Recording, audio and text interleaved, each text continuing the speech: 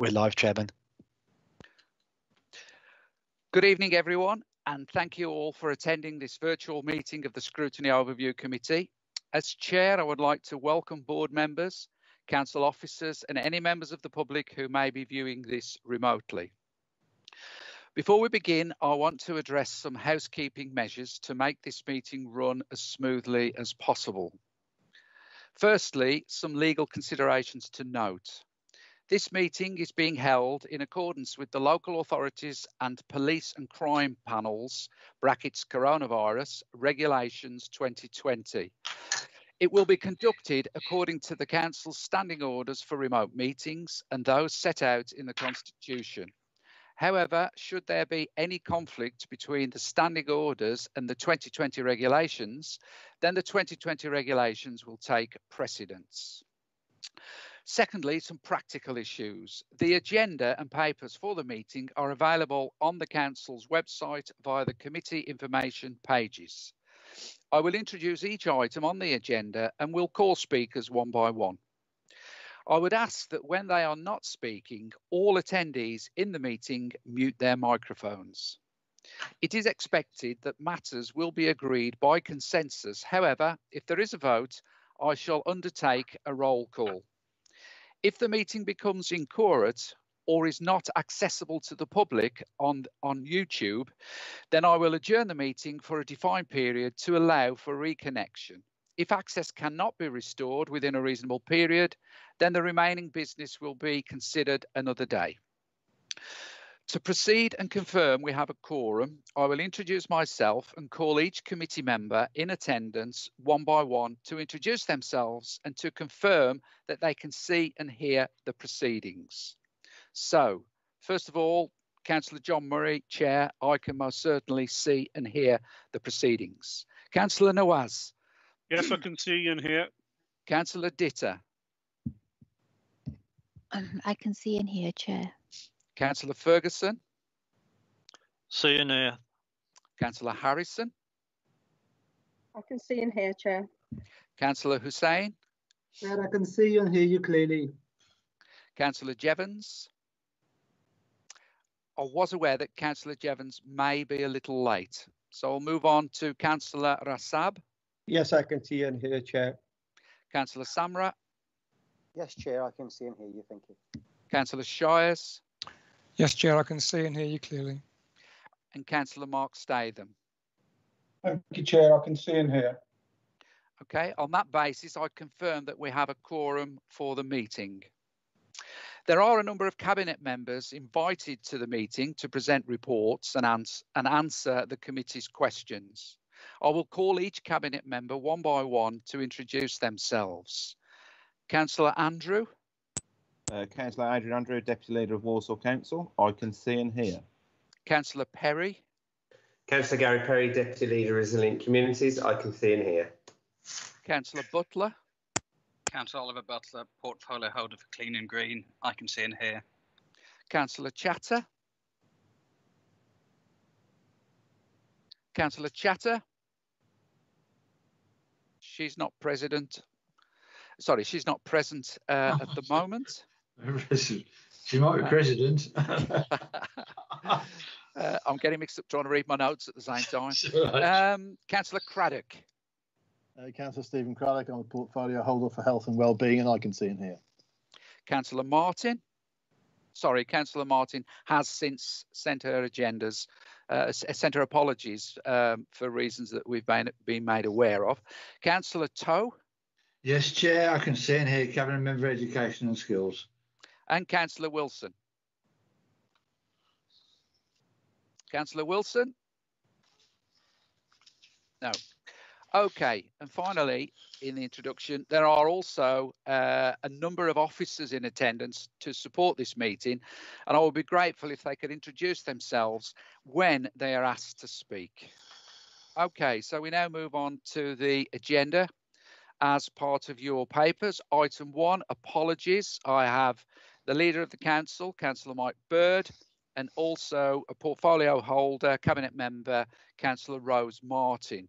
Does anyone know of any other apologies? No. I've just noticed that Councillor Jevons has now been able to join us.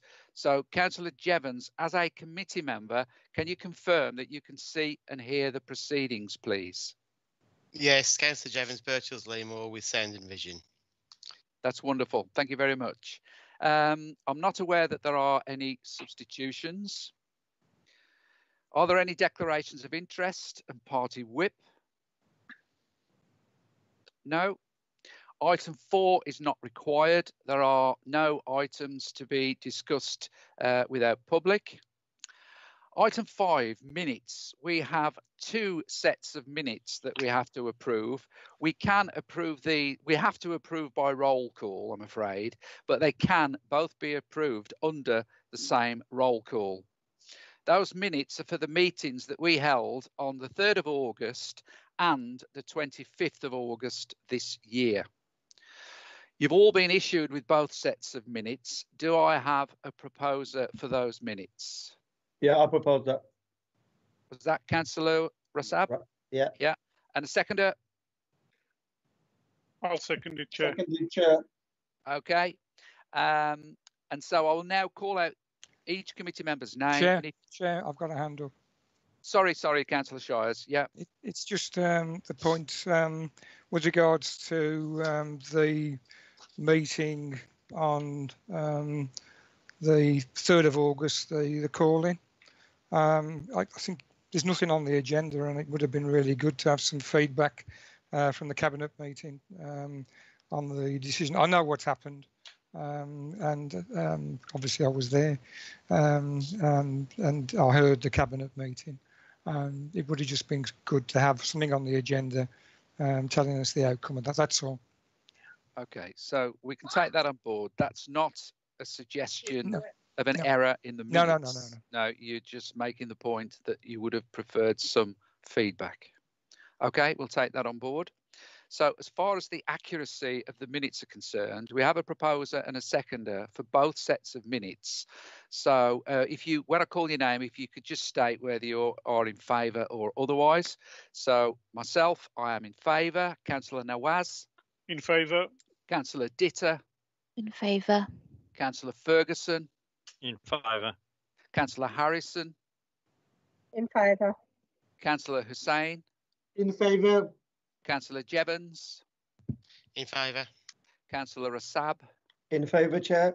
Councillor Samra? In favour, Chair. Councillor Shires? In favour, Chair. Councillor Statham? In favour, Chair. Wonderful. Thank you all very much for that. That's carried unanimously. So we can go on to item 6 now, which is the COVID-19 local outbreak management approach. And so I'll now hand over to Councillor Craddock and Stephen Gunther to deliver that report. Councillor Craddock. Thank you, Chair. You'll note from the report that we've moved from a containment approach to a managed approach for COVID-19. Containment was for individual cases or groupings or outbreaks in individual settings, and the key aim there was to contain the virus in those places and stop it spreading. The management approach we have now is where we have ongoing community transmission, person to person in the community, and our strategy is to manage that spread across the community and protect our most vulnerable. Our rates have increased significantly over the last 4 weeks, rising week by week from 36 to 75 to 98, and today we're at 119 cases per 100,000. We're second in the region behind Birmingham, who has 150. Solihull has 113, Sandwell 111, and Wolverhampton has dropped down to 68. We had 61 positive cases yesterday, and that's been widely reported in the local press. The majority of cases are testing positive asymptomatically or with mild symptoms. There's been an increase in hospital admissions, but not in significant numbers, and I'm not aware of any deaths in Walsall this week. The government are developing a tiered response to the virus. We're expecting more information over the weekend. It's likely that if our rates continue to be high, we will get some enhanced support. At the moment, this would change very little in terms of any possible restrictions, but it would provide some additional funding to help us to combat the virus. But this could all change subject to our rates and where the government pitch the tiered approach and how they develop that tiered approach. The key messages that I'd like you to take from the report are as follows. Reinforce the communications to wash hands, wear a face mask if you can, and make space by socially distancing. The on-call public health line has seen a significant increase in calls. There's clear guidance about who should be calling the line, which is detailed at item 5 on the report. Think twice about how your actions can impact on your family and friends. Putting yourself at risk can put your loved ones at risk and can result in your whole household having to self-isolate and not be able to go to school or work. At the Outbreak Board on Tuesday, we talked about the holidays and festivals coming up in the next few months, which include Halloween, Bonfire Night, Remembrance Day, Diwali, and Dr. Rishi gave me the names of a number of other faith festivals which are due. This year, to protect our loved ones, we have to think and change about what we do. Remember, we now have the rule of 6. Lastly, I'd like to draw your attention to item 8.2 of the report. We have an increasing number of armchair experts who are sharing or forwarding incorrect information from unsubstantiated sources about COVID-19. If you see them, please signpost them to information or advice from verified sources, including the Council's website section on COVID. Thank you, Chair. I'm happy to take questions, obviously. Thank you, Councillor Craddock. Does Stephen Gunther wish to speak on this item, or do you want to go straight to questions? Stephen? Thank you, Councillor. I think Councillor Craddock has set out all the key elements, and I would reiterate the basics in terms of hands, space, and face, and to think twice in terms of your individual exposure. My apologies, I should have introduced myself as requested. Sorry, Stephen Gunther, the Director of Public Health. Thank you, Stephen. Members, do we wish to go straight then to questions of Councillor Craddock? Any questions, members? No? Yeah, I've got 2 hands up. I've got Councillor Mark Statham first, please. Councillor Statham. Thank you, Chair. Just one thing, Councillor Craddock. I think we briefly discussed it last time on our Walsall Health dashboard. We are getting some unusual comments from people who spoke to me when they've looked at the dashboard and saying, we're showing ridiculously high amounts. I know it says for the Black Country, but the headline number suggests a very, very high number, but it still quotes per 100,000. Mathematically, that's just physically impossible. Can we look at how we can better represent the Walsall area on there, rather than the wider Black Country, which summates all the outbreaks and then still puts it for 100,000 instead of for 700,000 as it would be across all the authorities. Thank you, Mark. In fact, we had a discussion about the dashboard earlier on today, and there are a couple of changes we're going to make. We tried to simplify it earlier on, but maybe in that simplification, we actually made it more complicated. So we will be looking at that, and we will try to address that one. Thank you, Steve. Okay, Councillor Shires. Thanks, Chair. It isn't a question to Stephen, because at the end of the day, I can understand the reasoning behind the messaging that's been sent out both by Councillor Craddock and by Stephen Gunther. But we are up against mixed messaging from the Westminster government. People are confused by local lockdown, and it is understandable when you see local lockdown in places like Sandwell and Wolverhampton. And as we've seen tonight, both of them have got lower figures than has Walsall.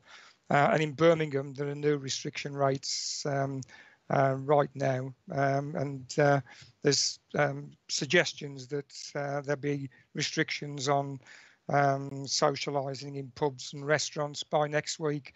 If you add to that the gung-ho messages that are coming from the right-wing press. I do think that Stephen Gunther and Councillor Craddock's jobs, it just makes them harder because you've got the press virtually going around saying, or certain elements of the press telling people that, the second wave, it's nothing more than a ripple. And with those kind of irresponsible messages going out, it's no wonder that people become confused. One comment I'd like to make is that, from an opposition point of view, you're asking us to back up what you're saying, and I've got no problem with that. We will. Yet we're restricted on our presence on the engagement board, and there is new weekly committee that's been set up as well. And I just think this needs all of us to pull together in a positive way to make sure that what messages go out there are actually, sort of the right messages, so that we can protect people. John, can I reply to that? Of course, yeah, please do. The first thing about the lockdown rules and the confusion, I absolutely agree. It's not as clear as it could be, and I think the government are aware of that. The strategy that they're looking at introducing, which is at the moment it's called a tiered approach, whether it's a local risk level or whatever it ends up being called, they'll change their mind between now and tomorrow. It is deliberately designed to help reduce some of that confusion and simplify the messages. So on that one, I quite agree. We have got the local engagement board, which has councillor representation. The weekly committee has no councillor representation at all on it. It's to do with how we manage from an operational point of view, and so it's coming from Goal Command all the way through to all of the agencies. So that's not a member committee. That's just for operational purposes. And we are keeping everybody updated. We have the dashboard, as we've referred to, which keeps you updated on the figures every week. And I think Helen's been doing regular comms through her email, and I sent one out, I think it was 2 weeks ago now, which hopefully provided you with quite a lot of information about where to find sources of information as well. Thank you, Chair. Thank you, Councillor Craddock. We now have Councillor Nawaz. Yeah, thank you, Chair. Just a couple of questions to Steve Gunther, if I could first, please. So how many, can we have a breakdown of the infections? What kind of places are we looking at where these infections have happened? Chair, can I just take that one as well? Because of course, as part of my email 2 weeks ago, one of those links was to a map, which gives you the information by ward and how many cases there are. That's fine. And I'm happy to send that to you again. That's fine. If you could, Steve Gunther, please. Yeah, in terms of, as Councillor Craddock rightly said, there's the detailed information around the physical geographical locations. We're also seeing cases within schools, as you would expect, as they go back, individual teachers, teaching staff and pupils, and obviously we work with schools. So far, we've seen only small number of outbreaks at our businesses. I think the highest being 8 individuals in one business, and I think that's testament to the businesses. We haven't seen any large outbreaks, which our neighbours have. Thirdly, in terms of our care homes, we're still getting the asymptomatic care workers who are testing positive as part of the routine testing. And again, for the last couple of months, we haven't seen any large outbreaks in our care homes, and we've done a lot of work supporting some of our most vulnerable in our care homes as well. But as Councillor Craddock said in the report, we are seeing ongoing community transmission, and what that means is the management approach now, which is very much the key messages, the key actions, and literally it's in our hands, in which we can all do as community to reduce the spread. So it's happening in all places, but we aren't seeing that large outbreaks which we're seeing elsewhere. Just a second question. So with universities starting and students going to university. We have quite a lot of students, I guess, in Walsall that either go to Wolverhampton or Birmingham to study, but live at home. Are we monitoring what's going on there? Because I'm guessing that there's a potential that people are going into Birmingham or to other universities and then coming back home, and there's a possibility there. Yeah, so I mean, with the campus in Walsall, we haven't seen any positive cases yet, and that was the update 2 days ago, and I haven't had any confirmation of any positive cases. We are working hand in glove with the university. We are looking to set up a testing site on the university as well. We haven't had many individuals come through from other universities. We've had one or two, but as you rightly say, Councillor Nawaz, there is a risk that those individuals could become positive, but on the whole, it's likely they'll be becoming positive within the community rather than the university setting. So again, the key messages still remain in terms of the hands, face, space, and again, in terms of the think twice in terms of your individual exposure. So online learning or phased or blended learning, I think, is important as well. Okay, and then just one final question to Steve Gunther, if I could, Chair. In regards to faith organisations, have we had any positive cases from faith organisations? Because what I've experienced with the faith organisations, they've really done really well in keeping what we call it COVID safe, or COVID secure rather. So have we had any issues with faith organisations? So with regards to outbreaks, no, we haven't had any outbreaks with regard to faith organisations. I would say similarly to sporting organisations as well across the borough and community organisations. So they're all equally important in my view, because they provide, a breadth and wealth of wellbeing benefits. On the whole, we haven't seen any large outbreaks in those organisations or institutions, and I think that's testament to all the good work that the community groups, Walsall for All, and also our CAs and community voluntary sector are doing. So, testament to them that we haven't seen that yet. Thank you, and our faith organisations. Thank you, Chair. Thank you. Councillor Ferguson. Thank you.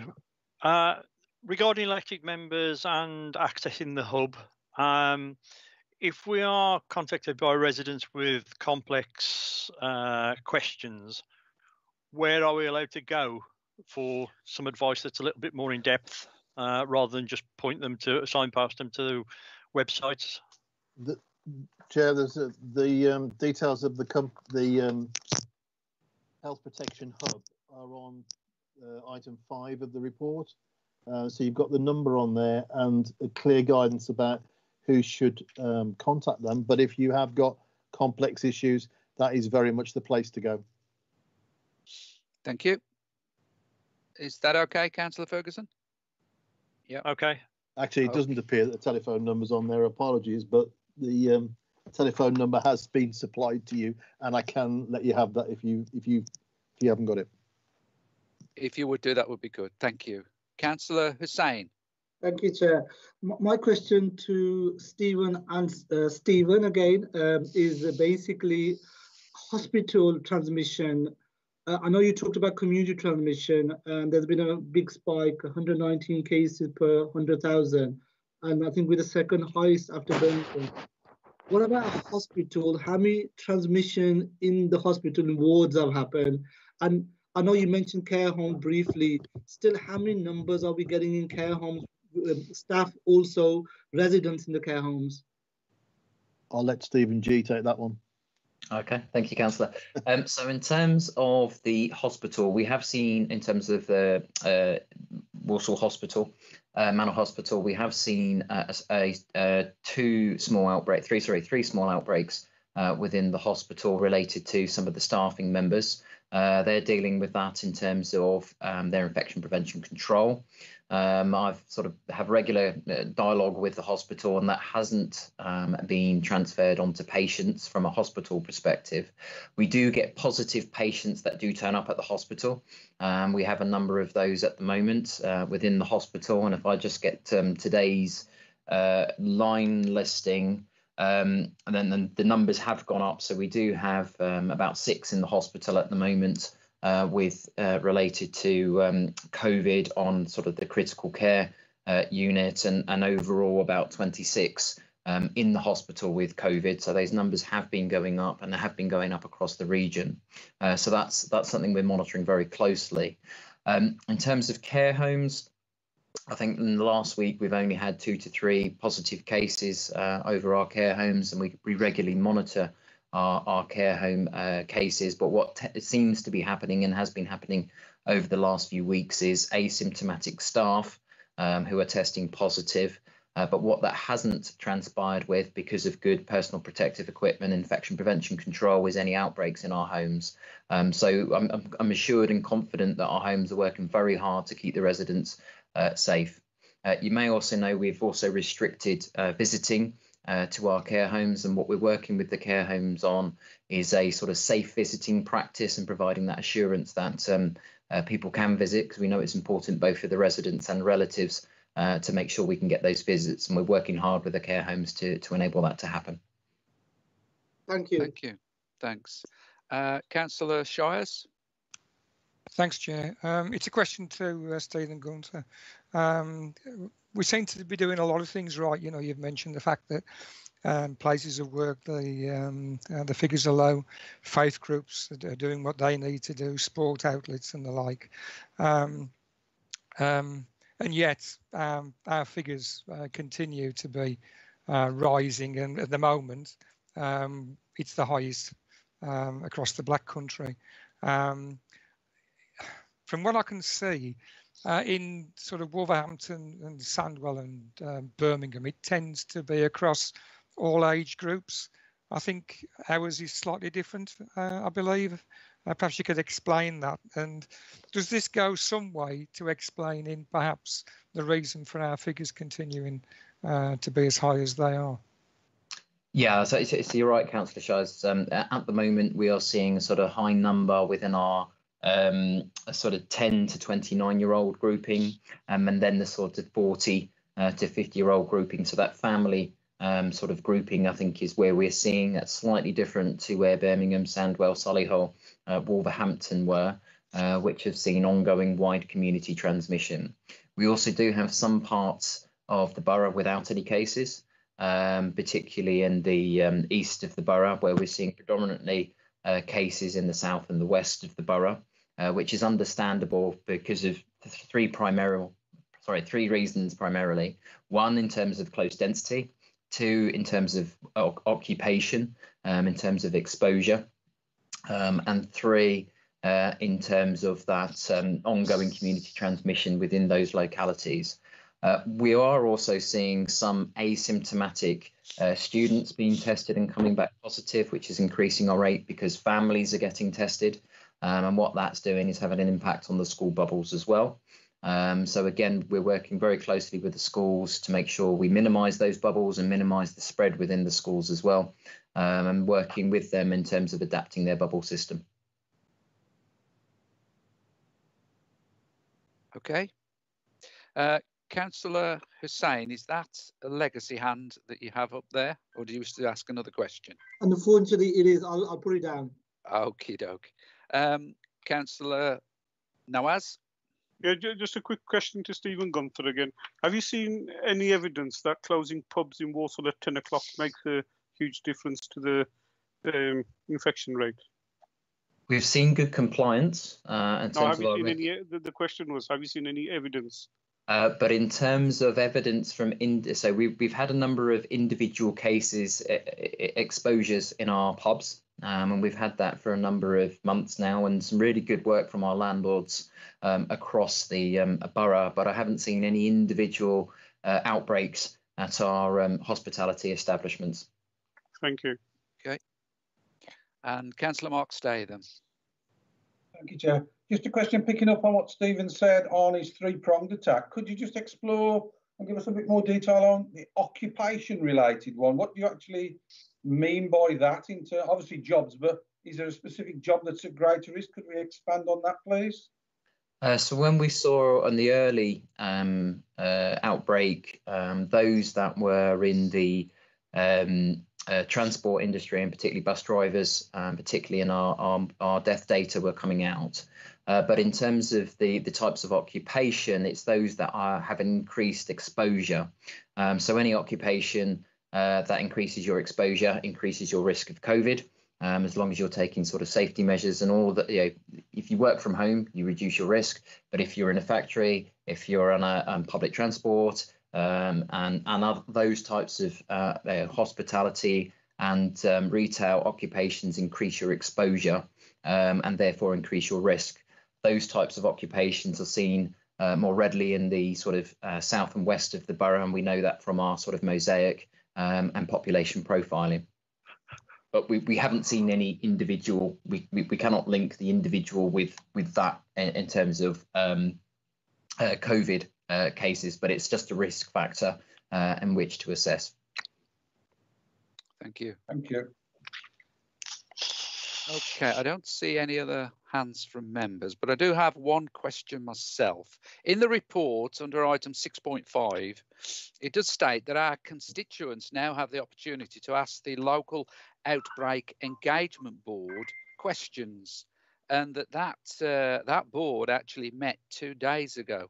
So I was just wondering if either Stephen or Councillor Craddock could tell us what sort of response we had from our constituents and our residents to with regard to questions to that board. At the meeting on Tuesday, we'd had 2 questions which we answered on Tuesday. Obviously, if there are any more questions that residents would like to put to the committee, our next committee meeting is towards the end of this month. I can't remember the exact date. Stephen might be able to tell me. I think it's the 20th, Councillor. There is an online form they can complete and submit questions directly to the committee.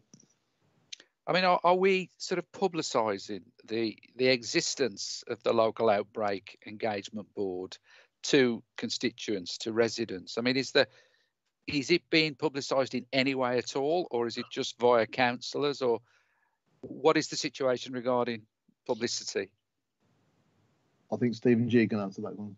Okay, so we are publicising existence. We've sent communications through our residents letter. We've sent communications on our website in terms of the newsroom. We've also sent communications through our Twitter channels as well. Obviously, Councillor Craddock has sent all members information about the board as well, and we encourage members to encourage their constituents to ask questions of the board as well. So there's various different channels. We've also communicated through our partners in terms of Walsall for All and our Faith newsletter, as well as through our regular conversations with schools as well in terms of the head teachers. So the various different channels in which we communicate the existence and the opportunity to ask questions, and again encourage members and Scrutiny to be able to publicise it as well. Okay, thank you for that. Councillor Mark Statham. Sorry, Chair, legacy hand. Legacy, okie doke. In which case we have no one else wishing to speak on this item. So there are actually 5 recommendations which, if agreed, we can agree by assent. We don't have to have a roll call, but I will read out those 5. And then if we're all okay to agree by assent, then we can move on. Those 5 items, those 5 recommendations are: 1, that members reinforce the communications to wash hands, wear a mask and make space. 2, members note the detail of this report, ensuring clarification as to the approach Walsall Local Authority and its partners are taking.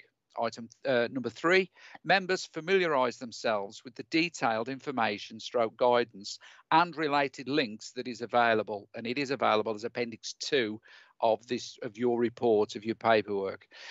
Number 4, members adhere to supporting officers in their operations to drive together and achieve a shared outcome. And finally, members direct / reroute residents to where further support is available, should it be required. Are we all happy to support those recommendations? Councillor Nawaz, is that a legacy? No, it isn't. Thank you. I mean, I'm happy to support them, but I don't know who wrote the recommendations, but the recommendation in supporting our officers I find that quite bizarre because we all support our officers. I don't know if we have to make a recommendation that we'll support our officers. I mean, I'm happy to support it. I just find some of the recommendations being a bit farcical, really. Okay, I take your point, Councillor. But rather than sort of like risk. No, I'm happy to. I'm happy to support it. It's just a point I wanted to make. No, it's a very good point, and I do take it on board, and we can perhaps look at that for any future recommendations as to the content of those. So thanks for that. So if everyone is in favour, then that is agreed by assent, and we can move on to item 7, which is Remembrance Day Parades 2020.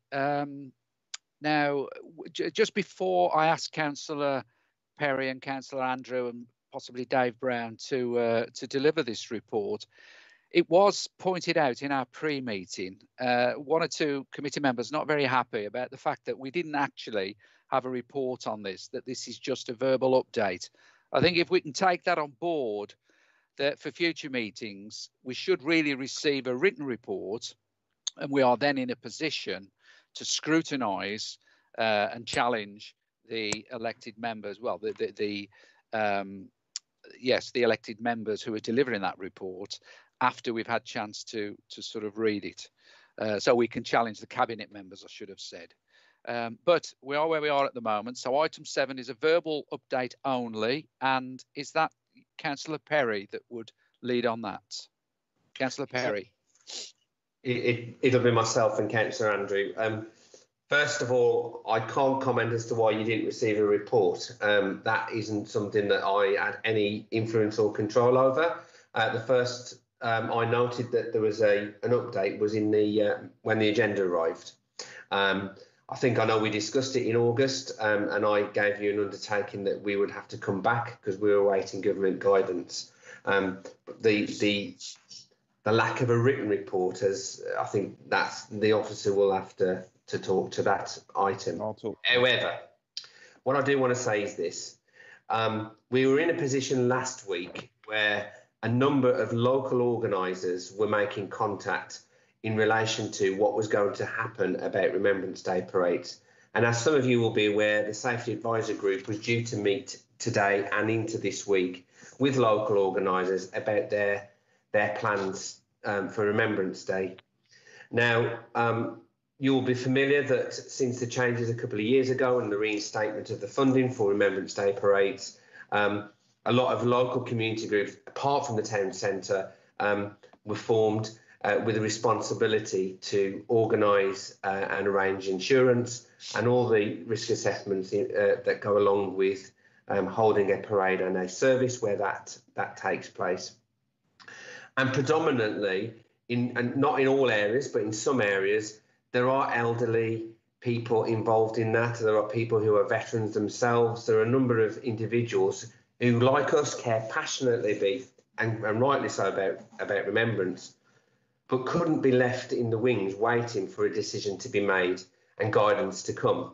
It was clear as the weeks went on that we were not going to get that guidance because what was being suggested was we've got the public health guidance around the rule of 6 and the information around controlling the spread of the virus. But then running alongside that was this decision-making authority really with the local organisers.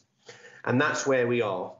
So we got to last week, and what we didn't want to do was to have a load of different organisers and groups coming into SAG this week, Safety Advisor Group, with their existing plans based on previous years, then to be told that actually you can't do that because of the safety aspects of the public health message. More importantly, as you will see now, this managed approach to COVID, living with COVID, could change even more so next week and the weeks to come. So therefore, we needed to take some sort of a leadership role and a steer and give a steer, and that's what we've tried to do.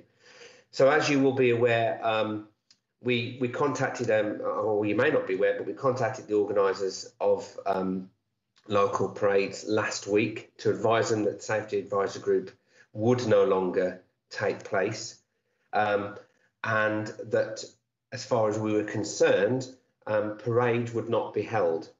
Now, we had a conversation myself, Councillor Andrew, and other cabinet members about the implications of doing that. And one of the key things that was portrayed was that some people, with the best will in the world, even though our message is we would rather you did not attend any local reflection of remembrance on Remembrance Sunday, there would be still people who would wish to come and pay their own respects at the War Memorials and Cenotaphs, which is the focus for their act of remembrance. Which is why we took the decision, and I think it's the right one, to still close the roads off in the immediate vicinity of war memorials to allow local organisers to still have a act of remembrance, no matter how small, with a reduced number of attendees, if they so wish, and to communicate that at a local level. And that's what's happening. So a number of groups have already accepted that offer, and they're adapting what will happen in terms of their act of remembrance to that. For example, in my own ward, we are having pre-laid wreaths. We've cut out most of the service as we normally would hold it, and there will be a very shortened version that will be live streamed, which will be, the focus will be on that 2-minute silent, the reading of Binion's lines, and making sure we have that period for remembrance itself. And other groups will do similar things. The key message there is, if you are attending, our advice is we hope you do not choose to attend and remember at home safely. But if you do attend, that you're responsible for maintaining social distancing. Where we can, there will be social distancing markers around war memorial sites. Having the closure will allow us to keep a sterile environment as far as we can as well, to allow a focus on remembrance to take place. So the key message is Walsall will still remember. It will remember safely. We will follow all the public health guidance as we can. And then as an additional offer, we're also going to be looking at some downloadable material off the website so that people who are choosing to remember at home can place posters and things in the windows like they did during the pandemic, the first wave of the pandemic, to ensure that people recognise and honour the sacrifices made by those who served in the war and currently serve today to protect and honour our freedoms. And that's the key message we've been putting out. Thank you, Councillor Perry. Councillor Andrew, did you want to come in now? Yes, Chair. I mean, Councillor Perry's covered most of what I think is where we are currently. And I'm afraid on this occasion, I don't make any apologies for Scrutiny not having a written report on this, because if we'd have had a written report on this particular issue, it would have been out of date within 12 hours.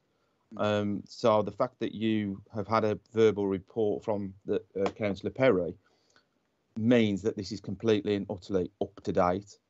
I know that Councillor Perry has even been having meetings this week to settle some of the issues with the events. Now, what we're very keen on is it's incumbent on the authority to make sure that the roads around the memorials and the cenotaphs are safe, because inevitably people will turn up to remember, and that's the decision we've taken, to close the roads immediately around the memorials rather than the full road closures that we usually see for the parades. But it is our message that on this occasion this year, while we're living with COVID, that people remember from the comfort of their own home, because it is incredibly important that we all stay safe during this particular situation that we're living through. Okay, thank you, Councillor Andrew. Does that conclude the delivery of the report? Does anyone else, does Dave Brown wish to add anything, or do we go to members' questions? Hello, Chairman. My name is Dave Brown. For those who haven't met me, I'm the Interim Director for Place and Environment. I'm also Chair of the Safety Advisory Group. I just wanted to cover the point made about the report, which I take completely, and I did write a report, but at the publication date, it was prior to the decision being made that we were going to cancel the parades. So I chose to withdraw that report on the basis that it was meaningless, so we could report, and it was also before we cancelled the SAG meeting. So it was just a pragmatic decision because the situation was moving so fast in this instance. Okay, thank you for that, and thank you all three of you for clarifying the point about us not having a written report. I'm sure we do appreciate that. As far as the sort of district and the local services are concerned, or the lack of them, I think the only way in which I speak as chair of the Aldridge Remembrance Parade and Service Group. The only way we've differed from what you've just outlined, Councillor Perry, Councillor Andrew, is that we are doing absolutely everything to discourage anyone at all from turning up. So, you know, we're not even saying, oh, well, we're going to close the roads off, because some people probably will. And if they do, they need to be safe. You know, we're really saying to people, look, there is no service whatsoever.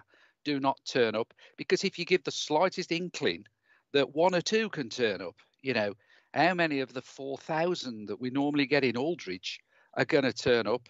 You only need a few hundred, and we've got a big problem with social distancing, etc. So, okay, we're a little bit more sort of, should I say, fortunate in Aldridge, because one of our committee is a dab-hand sort of video film sort of guy. And he is going to pre-record all the laying of the wreaths. We're doing it this weekend, actually, but keep that quiet. We don't want people turning up. But we're doing all the laying of the wreaths. We're pre-recording the school orchestra so we can have hymns. And then we're going to stream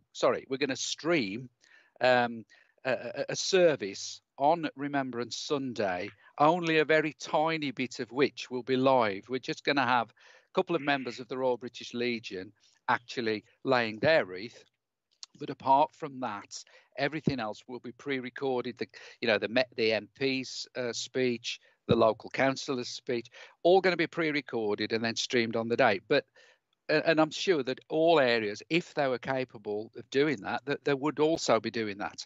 But the one difference is that we're saying to people, under no circumstances go anywhere near the memorial. There's nothing happening. Otherwise, you're likely to get a few hundred and we're in trouble. Councillor Perry and Councillor Andrew, you want to come back on that? Yeah, Chairman, I think that's the balancing act that we've had to, in terms of the road safety situation, it's the balancing act that we've had to look at. You know, we could just say to it, right, there's no parades, there's no services taking place. But inevitably, the balancing act that we've had to take is that people, whether we tell them to or not, that it is likely that people will turn up. And there are areas and some of the memorials within the borough that are on incredibly dangerous roads.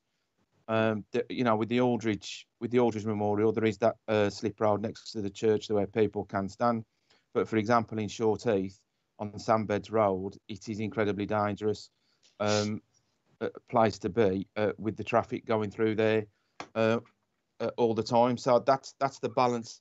That's the balancing act that we've had to do, because I think it's, you know, I think all of us around the table here, I think we'd rather have a short period of road closures than some people turning up and injuries or worse taking place.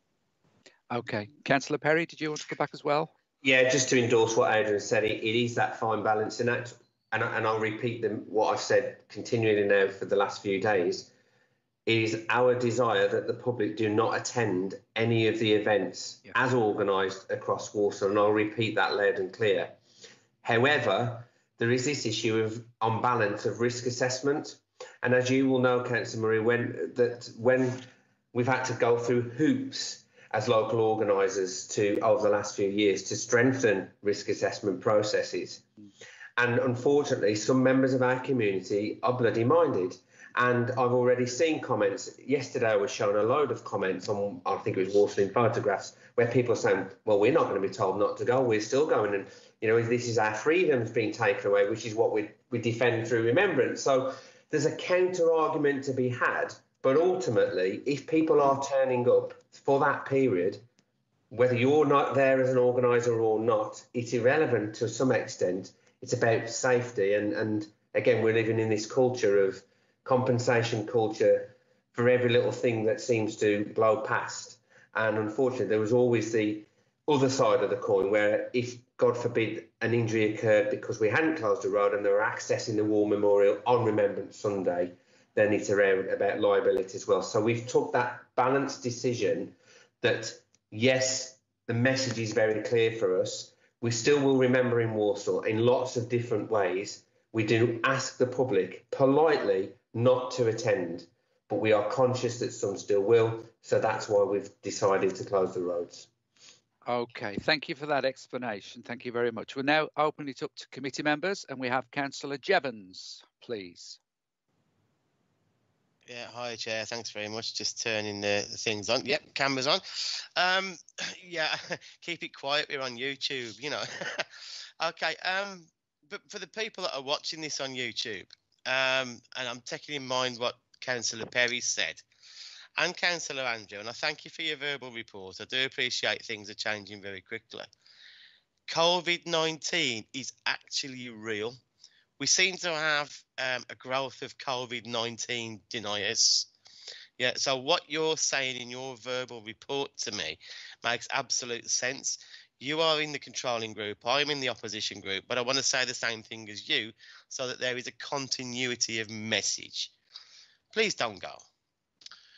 Please don't go this year. I mean, I'm not going to go. I'm someone who suffers from a lung condition, and I've been shielding for 5 months this year, and it's been agony to do that. You know, I mean, it's nice seeing people on a screen. I'd much sooner be in a meeting room with people, but we can't do this.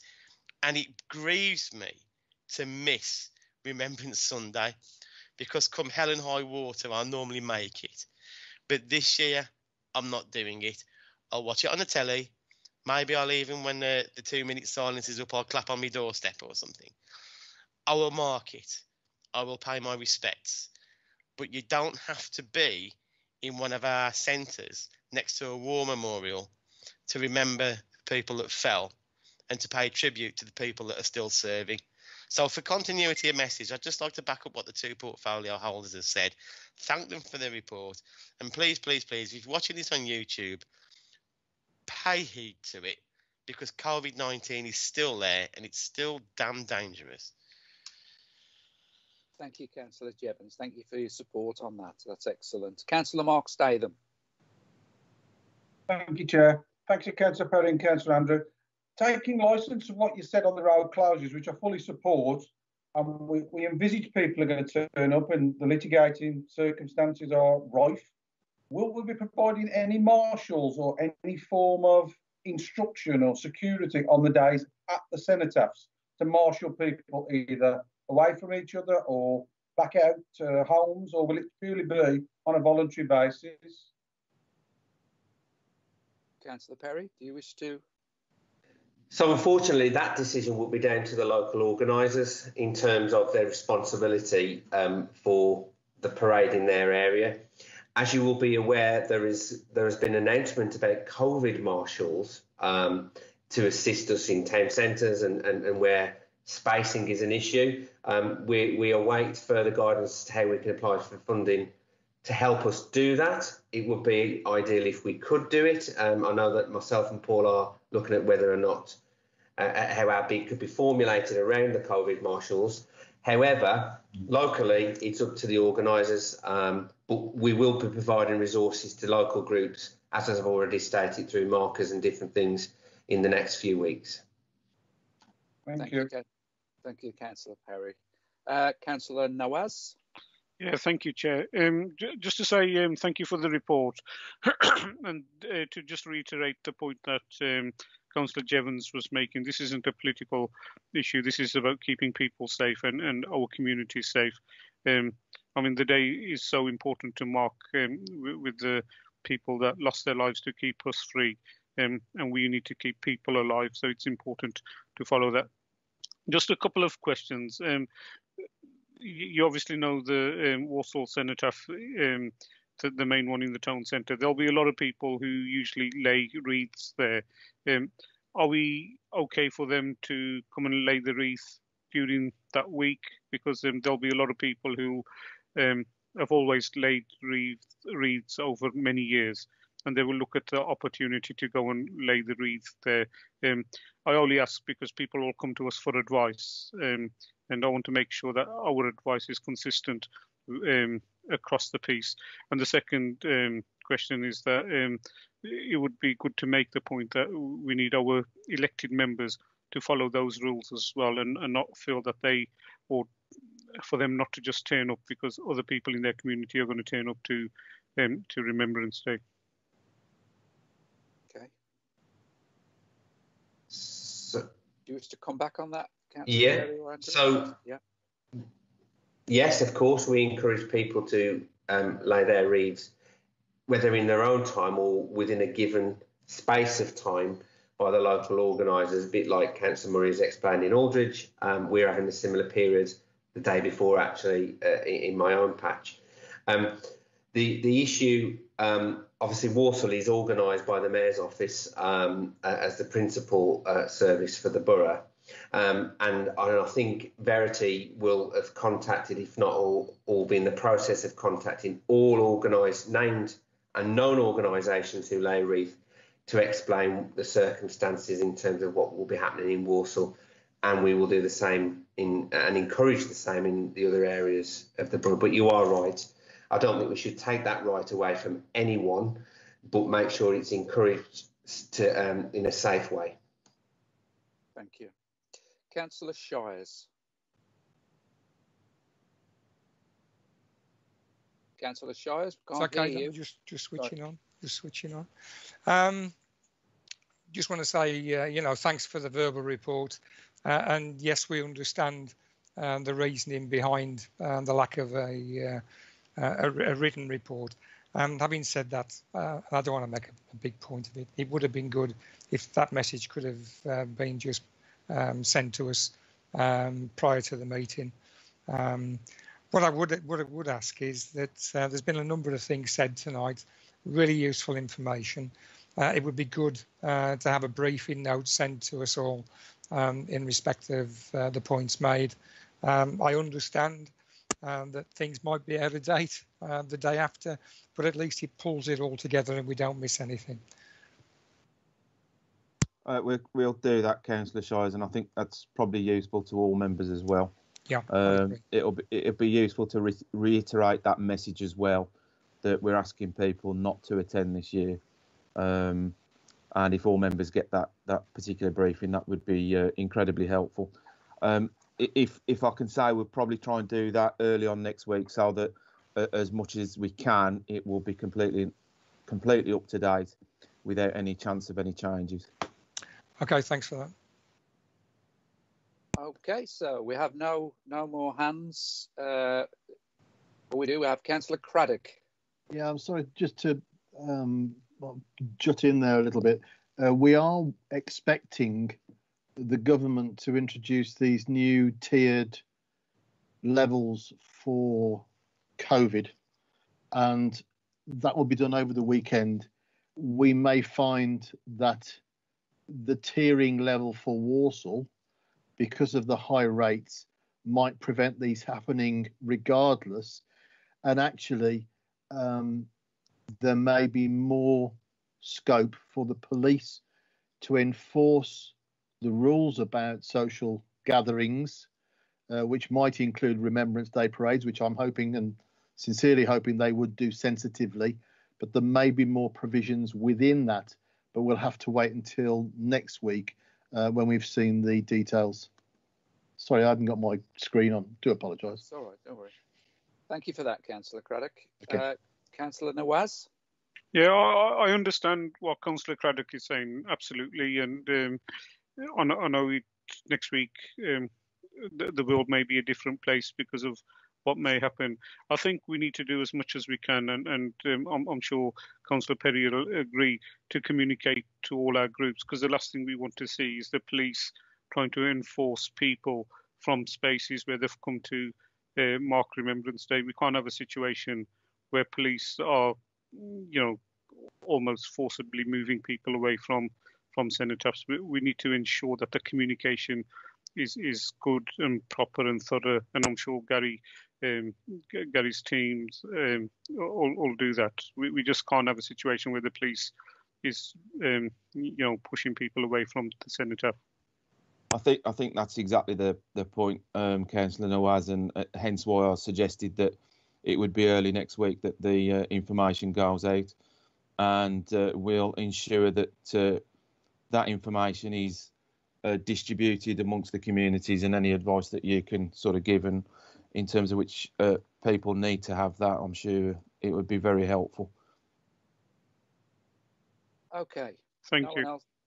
No one else wishing to speak. So if I can just thank Councillor Andrew, Councillor Perry and Dave Brown for bringing us up to date in this rapidly changing item, this extremely important item. But thank you, the three of you, and thank you for that. So we can now, if we're all happy, all content, we move on to item 8, which is getting the basics right, performance update.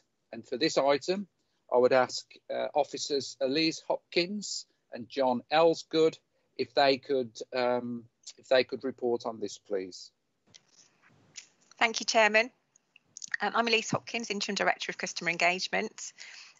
This report's been prepared to provide councillors with an overview of the response to councillor inquiries from officers, and to assess whether we're getting the basics right, as outlined in the correspondence issued to staff and councillors in July 2019. It's important to note that there's no agreed standards for directorates to follow about how to record this information, and we don't routinely monitor our performance against how we respond to councillor inquiries.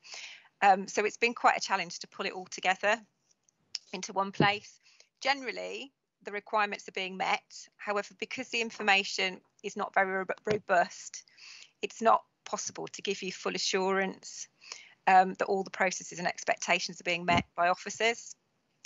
I'm going to ask Helena, who's actually pulled all the reports together, to come and introduce herself and just take you through the trends associated with the data that's been pulled together, because she's done all the really hard work by preparing it for you, and also highlight some of the recommendations that she's making about how we can improve it now.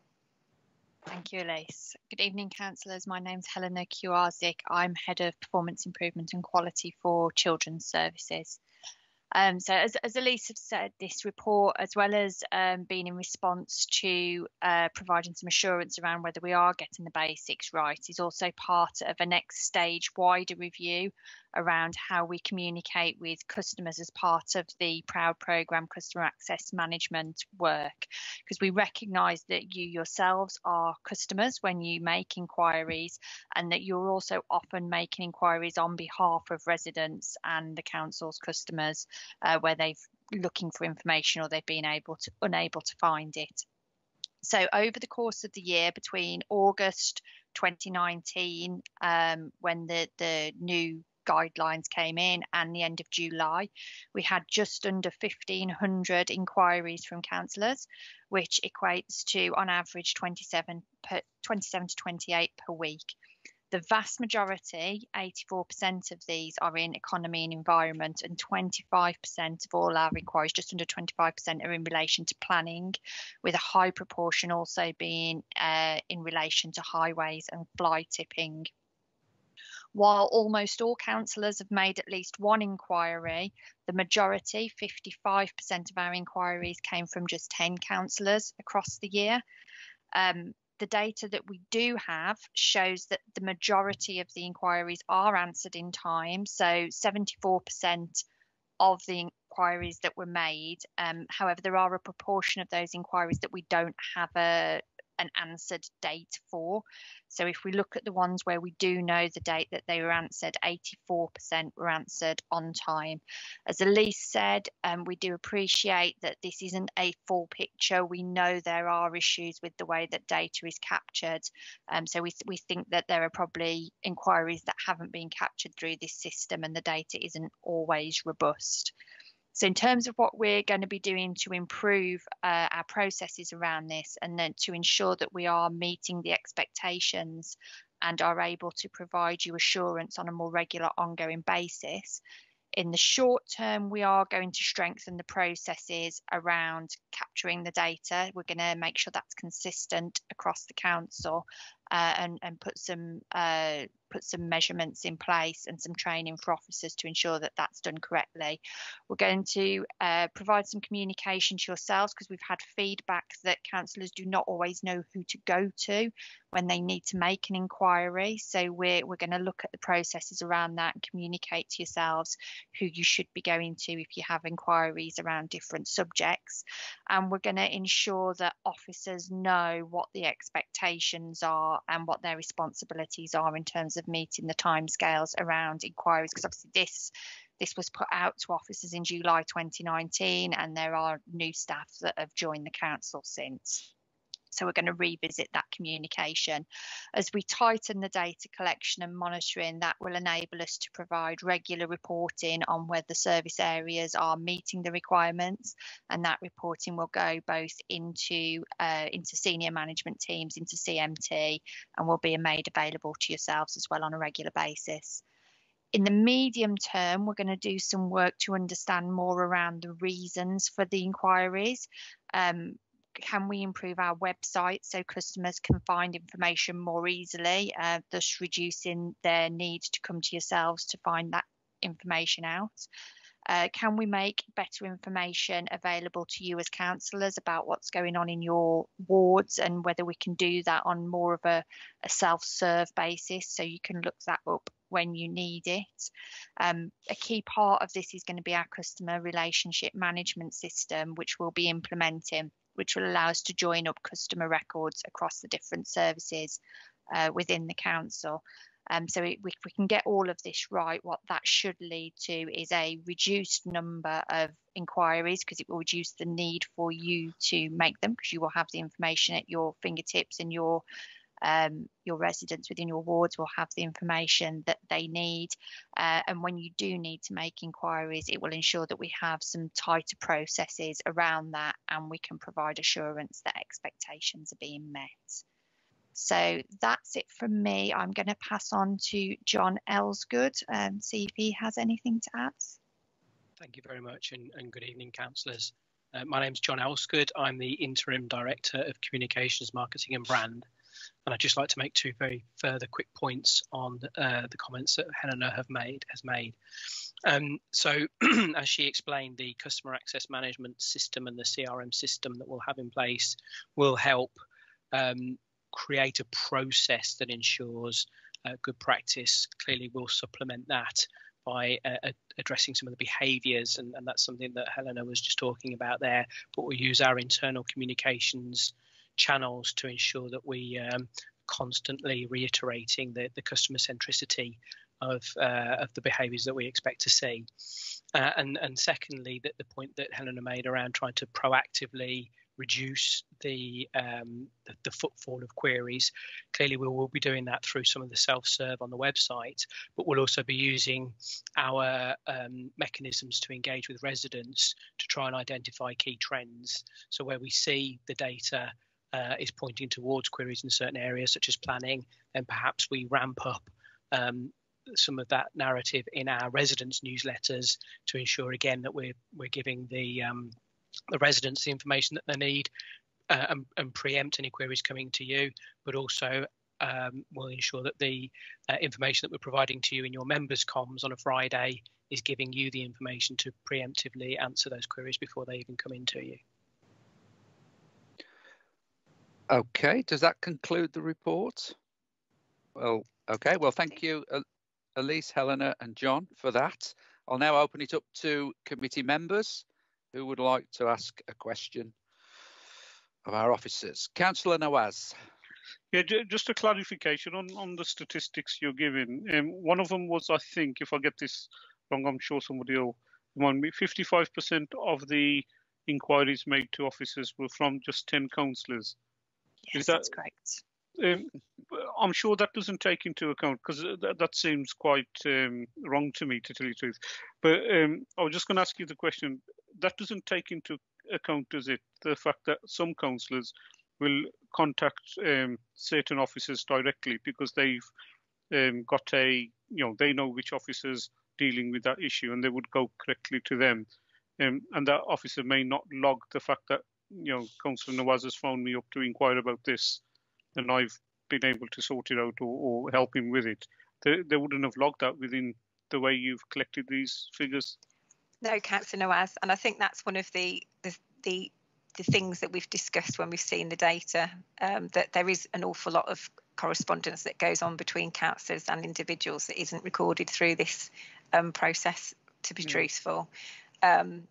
Because as a public report, it can be quite embarrassing to say 55% of inquiries have only been made by 10 councillors. Because the next question will be, who are those 10 councillors that are doing all the work? Except I think sometimes we need to look at how that would be perceived. Okay, thank you. Yeah.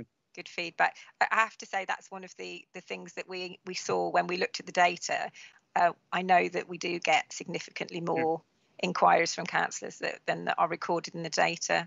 And what was clear from talking to both officers and councillors was that not everybody is entirely clear on what the process should be. People are willing and answer questions when asked to at all levels within the organisation often, but perhaps they're not doing what we should be doing in terms of recording them. I mean, if I could, Chair, just something that recently I experienced, and perhaps it's something that other councillors have seen as well.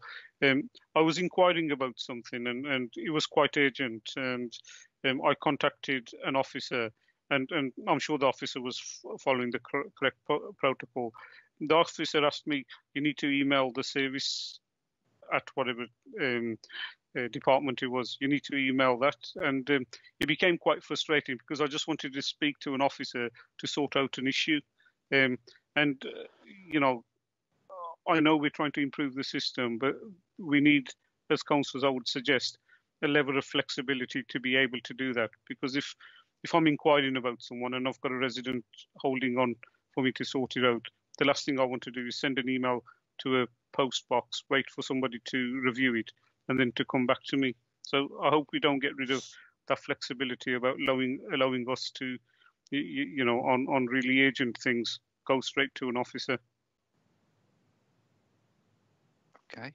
That's just a point I just wanted to make. I'm sure we'll take that on board. So, Councillor Nawaz, just responding to that, I guess there's an opportunity here for us in reviewing this process, for us to engage you in a discussion around what the standards should be and what you need and what you require from us as customers for the council.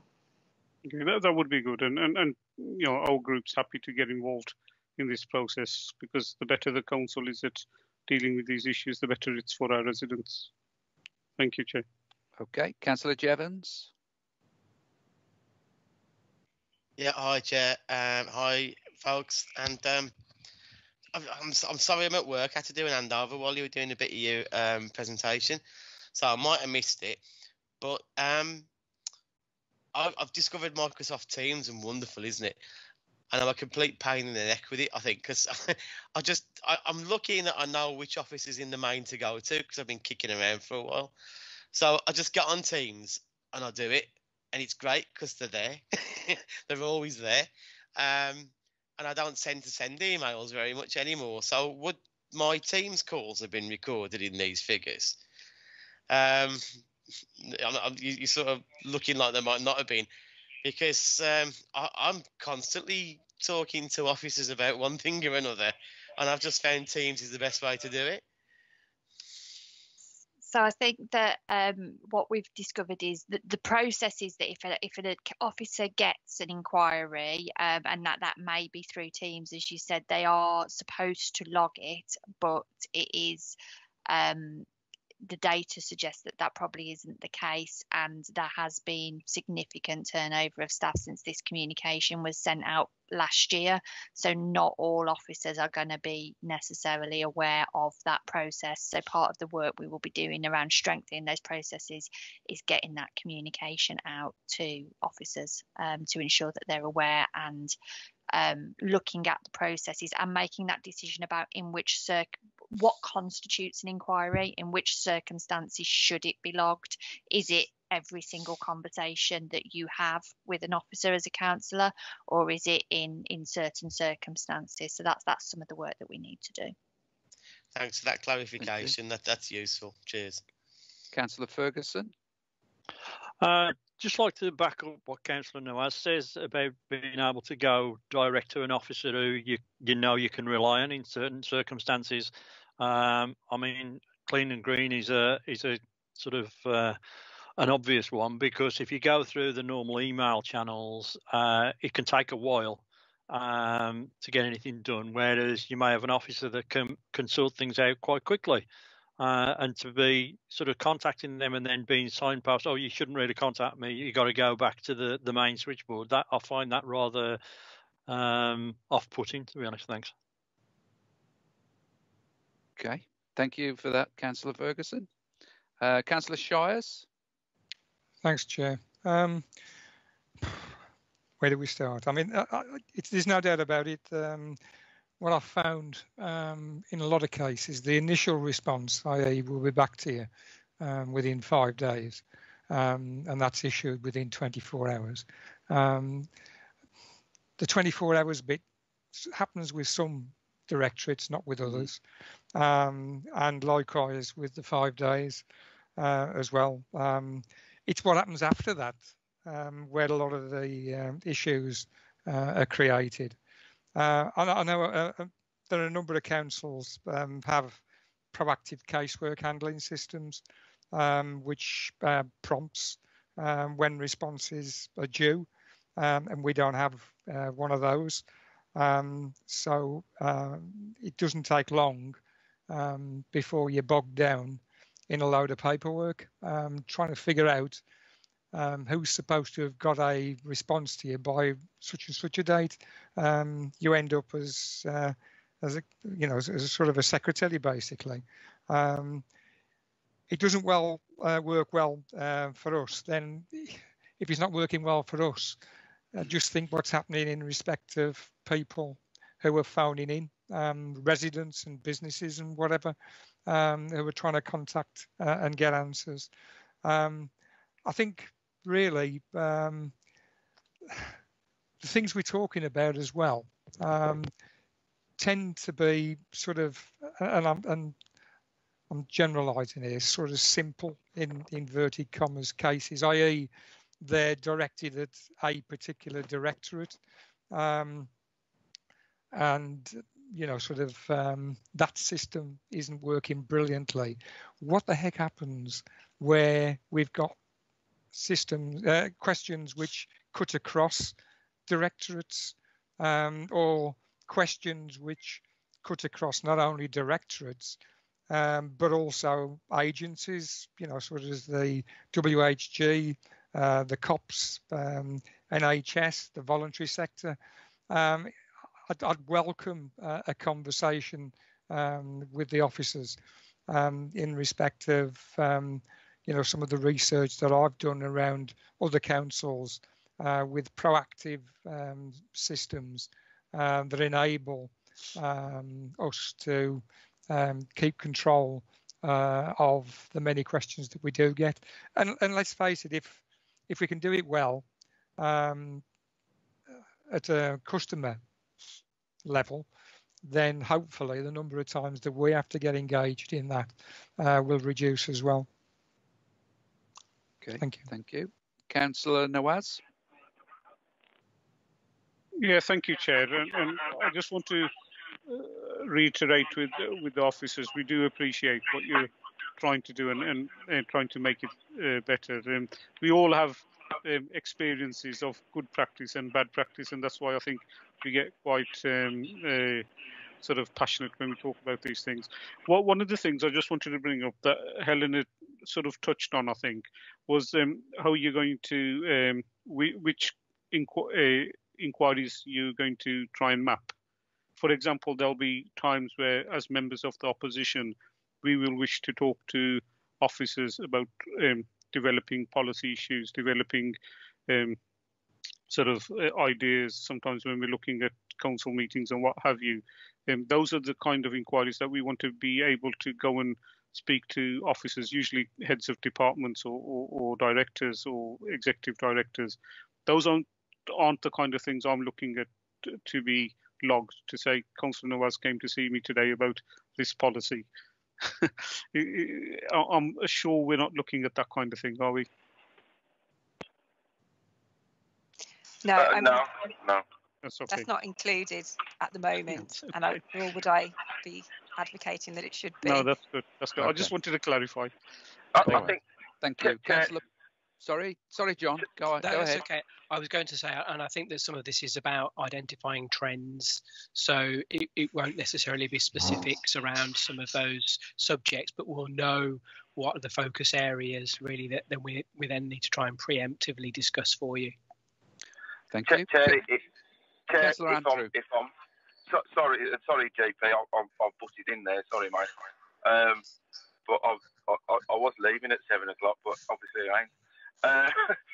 I think with this, it's the start of a process again. I think in the way that we changed the way that we're doing things. So this is really much a start of a 10. And Councillor Nawaz, I don't think any sort of recording should be done with policy discussions. But I do think that this has got to be a benchmark. And I know that in my own areas, I'm in probably one of the positions where part of my portfolio gets it in the neck because they're not responding. And then there's the other part of my portfolio is actually the area that's going to try and solve this problem, put it right, which is quite a good place to be fair, because then I can actually say, well, my part of my portfolio that was a problem isn't anymore, and that should be a statement to other departments. Now, I think with regard to recording things, and I take Councillor Shire's point, and that's been mooted for a long time about putting some caseworker software in. And to be fair, Councillor Hicking did try and push this when he first got elected 5 years ago.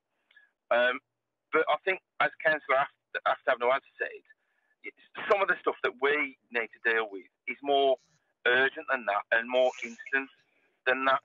And, you know, it's not very often I email the E&E members' email address. We always email the officer direct or phone the officer. And I don't think, you know, mentioning sort of Councillor Ferguson and what's being said, that interaction and that direct interaction between elected members and officers should never, ever be taken away. And that is not what this is about, to be fair. Because if that sort of thing was taken away, what's the point of us going out there, delivering our leaflets, knocking the doors, and getting that CLLR in front of our name? It's not there. So, but I think what this does do is, for the different departments that, you know, for example, clean and green, planning, that get a lot of calls in there, then it gives us an opportunity to say, well, do we need some different resource in some of those departments in order to specifically deal with members' inquiries?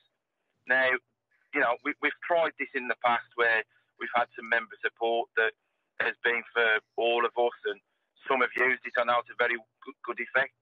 A group that's no longer on the council, I think, used it very well to their effect.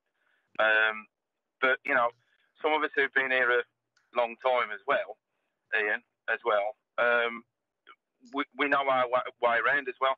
So I think there's part of it is training as well for elected members. I know we do that training, but it's the training as well about how we actually do contact officers and that.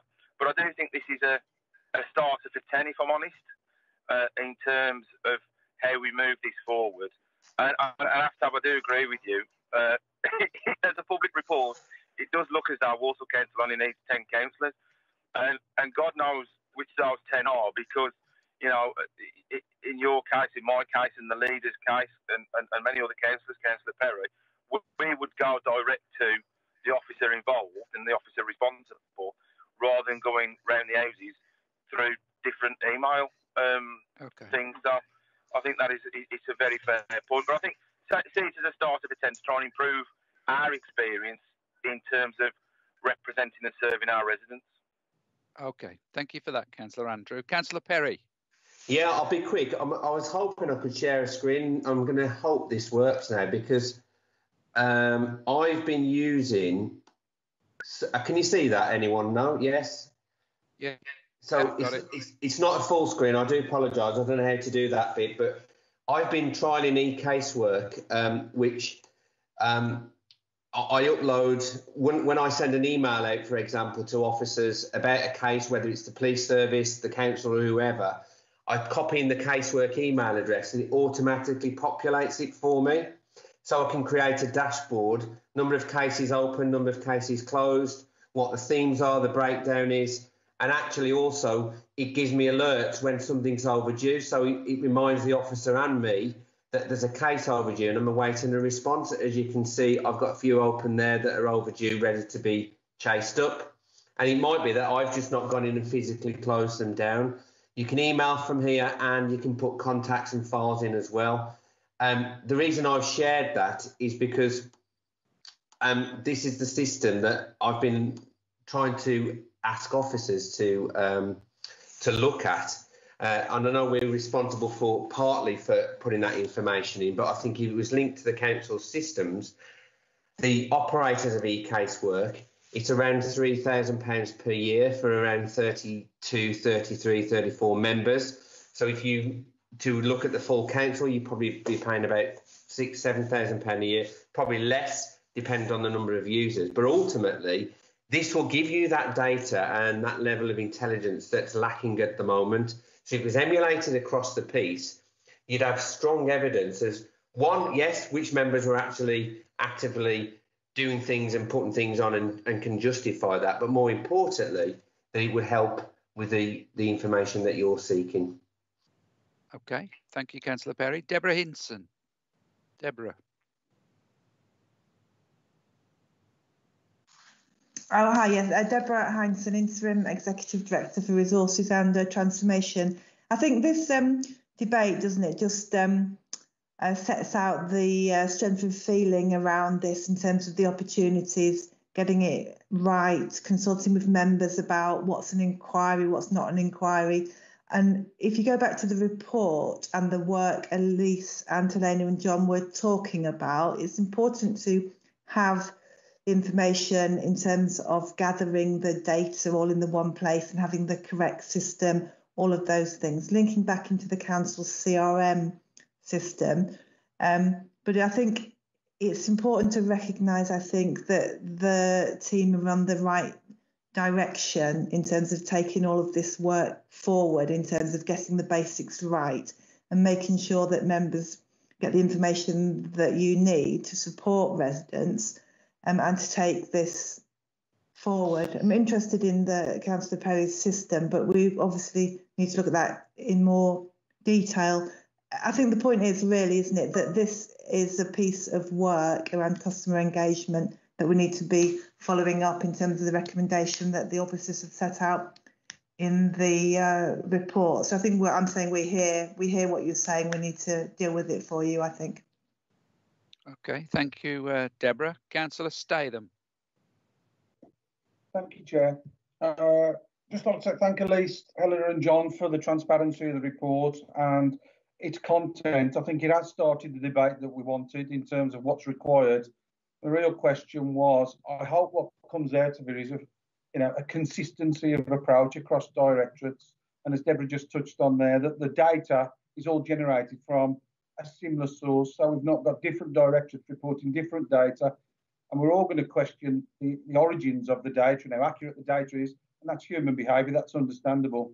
But if we have a consistency of approach, which I believe is fundamental to answering this, we're almost there. We're on a level playing field then. So thank you for the reports and note the contents. Okay, thank you, Councillor. There are a lot of hands up. I do believe most of them will be legacy hands. Can you just check if you've got a hand up but you don't wish to speak? Can you put your hand down, please? Councillor Shires. Thanks, Chair. I'm just interested in what Councillor Perry said about e-casework. It's something that I tried when it first came out, and initially I was told couldn't use it because of data protection. Since then, I know they've taken steps to tighten up on data protection, and I've done something similar to Councillor Perry, but it's another step in the process as far as I'm concerned, and certainly it would be really useful to have a conversation with the officers around e-casework, because it's one of the systems that I think is particularly useful. There are councils that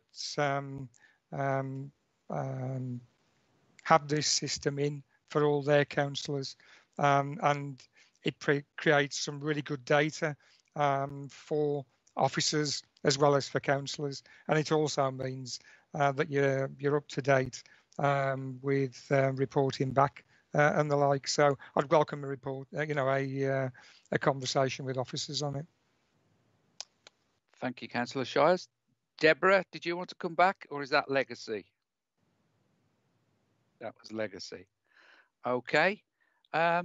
A question from me then to the three officers. A couple of places in the written report, you do refer to the fact that there is currently no agreed standard for directorates to follow about how to record this information across the council. And then I've heard you this evening talk about strengthening the system and strengthening the procedure. But are you alluding to the fact that there will be a council-wide written standard when you've done all your strengthening, or does it need someone such as me to propose that a standard is put together and then scrutinised by this committee, and then whatever the procedure then has to be beyond that, so that the council has a proper standard that operates across all the directorates for recording enquiries, etc., etc. So I suppose the question is, are you working towards a formal standard, or do I need to propose that you do? Elise? Yeah. Chairman, I guess, I mean, I don't want to lead you to what you recommend, but I will say that we recognise as a council that we need to develop a better strategy actually for our engagement with customers, and a strategy and service standards across the whole organisation around how quickly we'll respond to things, what people's expectations should be. And in the very near future, our intention is to start to do some work with councillors, but also with other stakeholders around what that strategy should look like and what those standards should look like.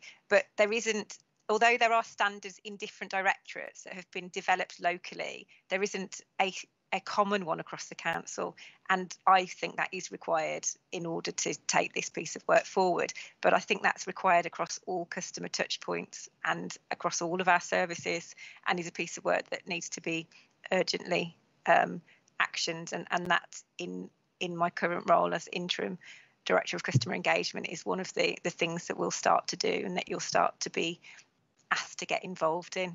So if there's a willingness of people to be involved in that piece of work, it would be I'd be very grateful, really.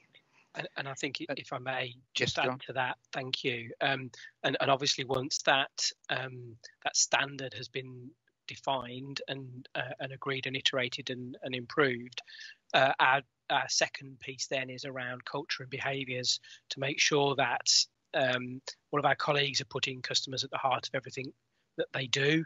And we very much see you as customers in that sort of process. So there is about having consistency of process.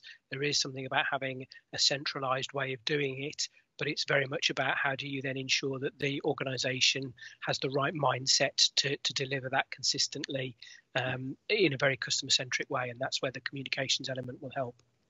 Okay. Just provide, Helena? sorry, if I may, to provide some assurance around that, what we can do very quickly is put some of those processes in place so that the information is being captured against the current standards, while those conversations around what future standards should look like are happening, and we can make those processes work in a way that as those standards are developed and changed and agreed, that it's not another great big change. They can be adjusted, and that they're flexible enough to then just work with whatever's agreed in the future. So this isn't going to be something that doesn't happen for, you know, several weeks or months while we have to have all those conversations. There's some very quick fixes we can put in place against those current standards that already exist.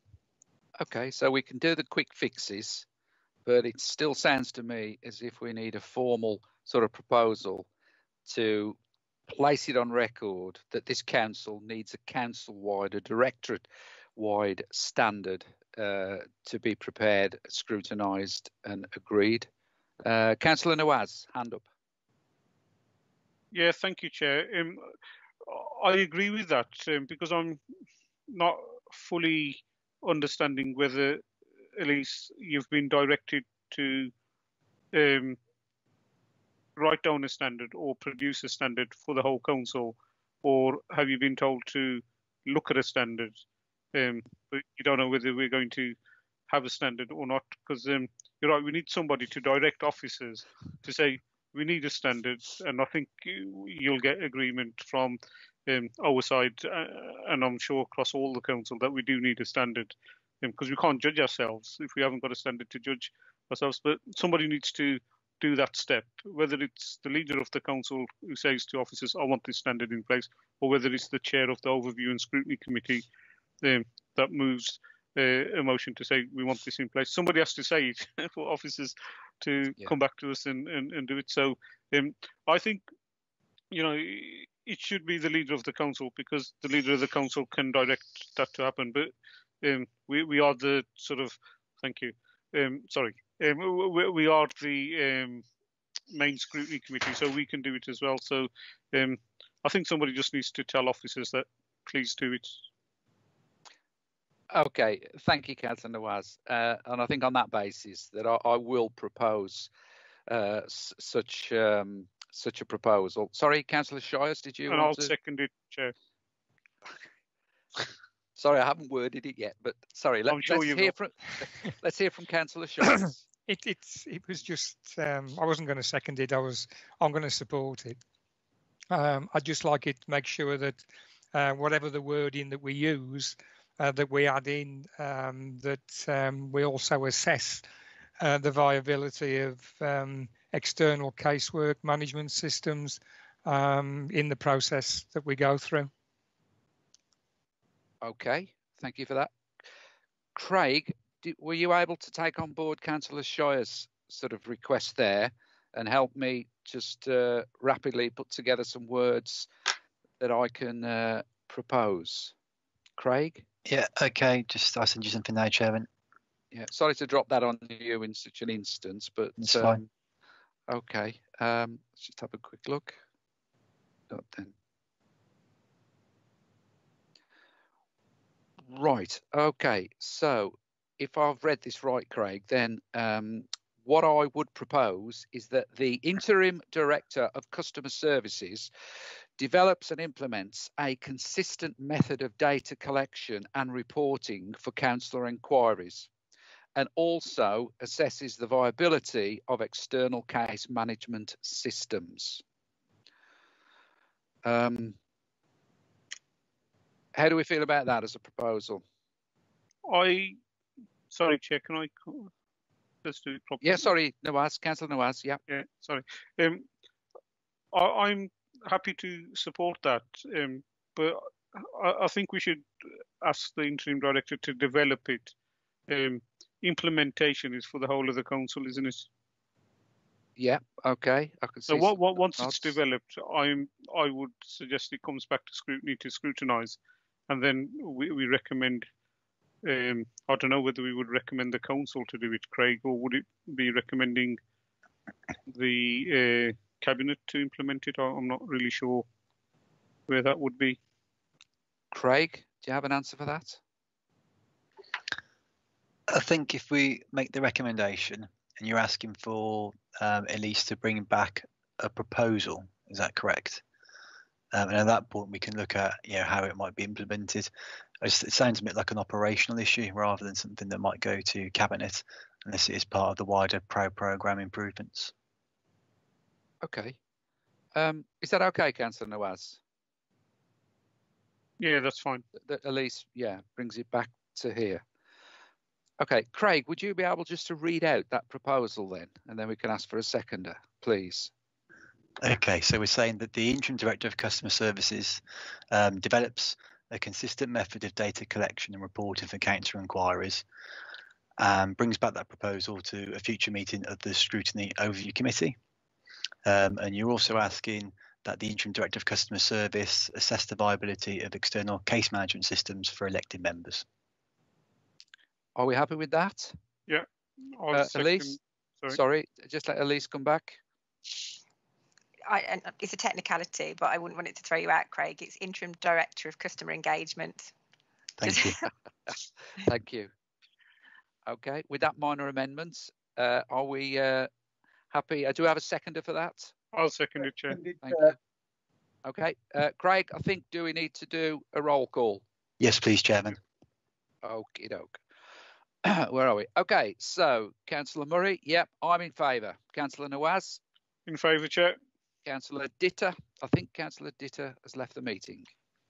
No, I'm here, Chair. Oh, you're still there, sorry. Favour. Yeah, Thank I thought I'll stay. It was important. It was so interesting, you thought you'd stay, and yeah, okay. Thanks, Councillor Ditter. Councillor Ferguson? For. Councillor Harrison? In favour. Councillor Hussain? In favour, Chair. Councillor Jevons? In favour. Councillor Rassab? In favour, Chair. Councillor Samra? In favour, Chair. Councillor Shires? In favour, Chair. Councillor Statham? In favour, Chair. That's wonderful. That's unanimous. Thank you very much for that. Elise, is that a legacy hand, or do you want to come back again? Sorry, Chairman. Legacy. That's okay. Yeah. Okay, so there were 3 other recommendations which can be agreed by assent that you will have seen in your papers. I'll just read those out, and if we can agree those, then we can move on. So the first recommendation was that councillors note that performance against the expectations outlined in the July 2019 letter are generally good, recognising that data collection around performance against the expectations is being improved. Number 2, councillors note that the plans to strengthen processes in this area and provide ongoing assurance. And number 3, councillors confirm their capacity to be involved in the ongoing review. Are we all happy with those 3 recommendations?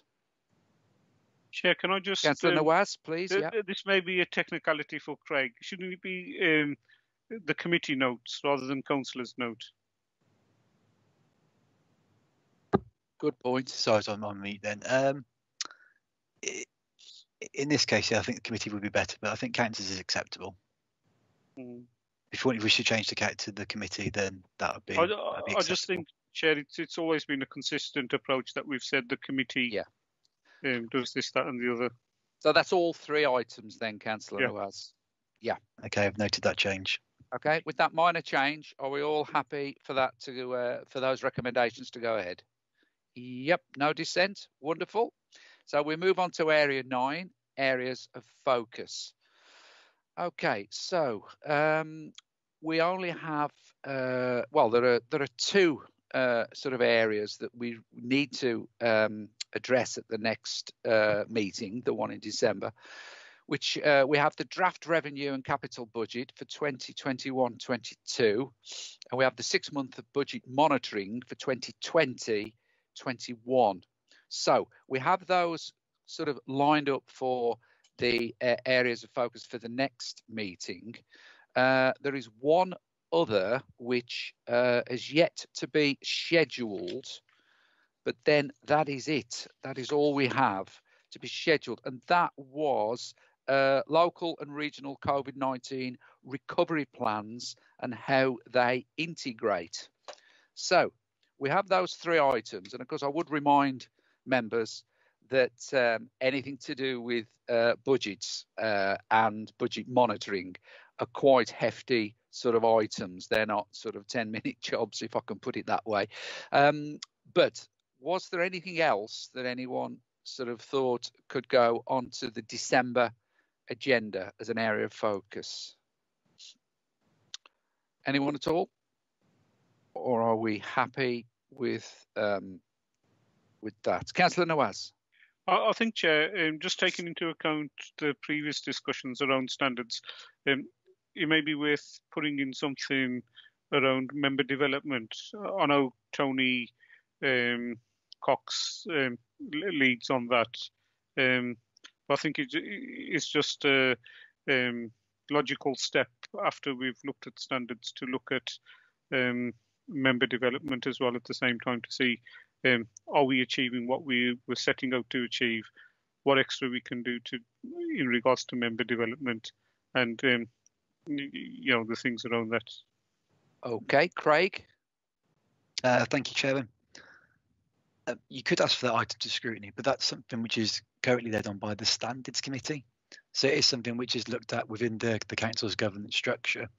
So my first suggestion would be to leave it with the Standards Committee. But obviously, if you insist on it come to scrutiny, I can look to arrange that for you. I wouldn't be so cruel to insist. I'm happy for it to stay there. Okay. As long as somebody looks at it. Thank you, Councillor Nawaz. Councillor Shires.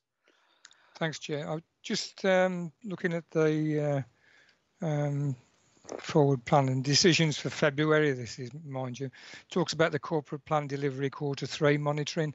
I just think it'd be useful just to look at how it's progressing at the present moment in time. The most up-to-date information that we've got come our next meeting, so that we're not, sort of up against a rock and a hard place for Q3. And you're obviously proposing that for the December meeting, Councillor Shires? Yeah, that's what I was asking, yeah. Okay. Any comments on that?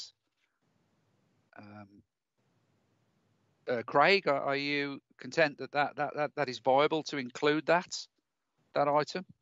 If you want to add the item, then that's fine, Chairman, yeah.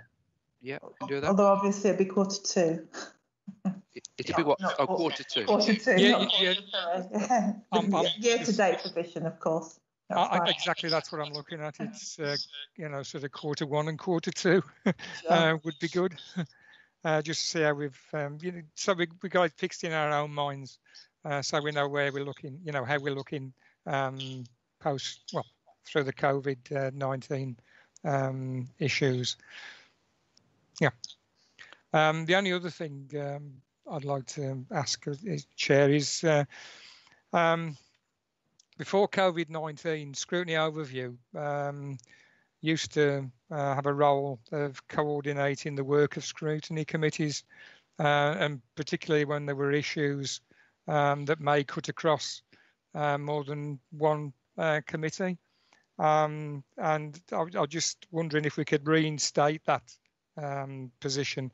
And the reason I ask that is because I've had conversations recently with Councillor Lee Jevons in respect of the issue of on-street parking associated with the school run, which seems to have actually gone rabid. Don't know whether it's to do with COVID-19 having an impact or what, but it'd be really useful.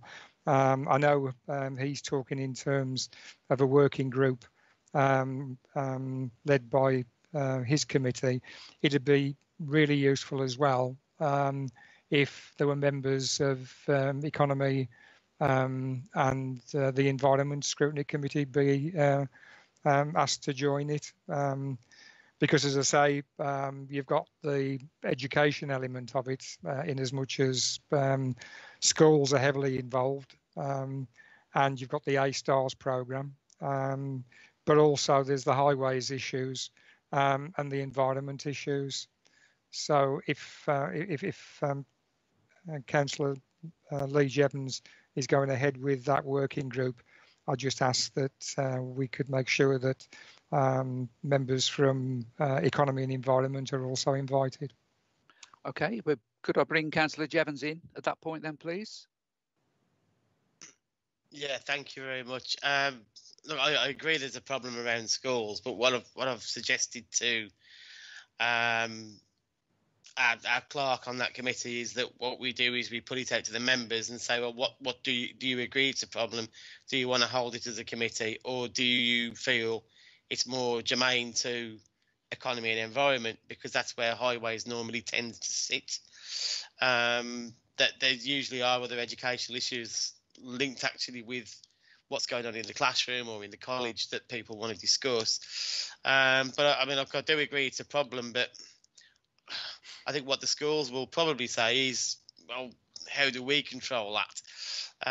So I think it is probably genuinely more a highways issue, and probably education people could join that if you wanted. I think it probably is going to be the other way about, to be honest with you. But, you know, I agree it's a problem.